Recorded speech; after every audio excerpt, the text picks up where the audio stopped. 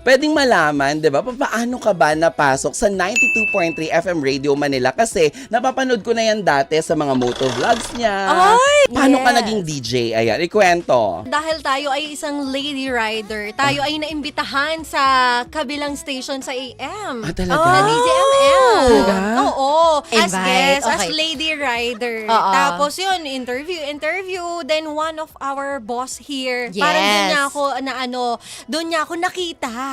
Na parang sabi niya doon sa kakilala ko na isang EP na parang, anong number niya? Kasi yun nga, binubuo tong 92.3 FM Radio Manila, di ba? So parang gusto nila akong kunin as maging radio DJ. Pero wala nga akong experience, zero knowledge talaga. So doon nag-start talaga yun.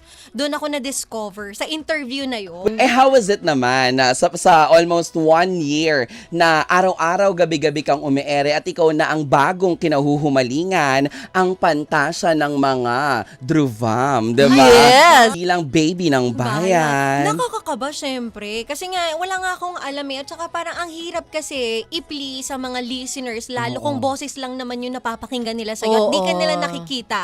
So, para sa akin, yung first sem?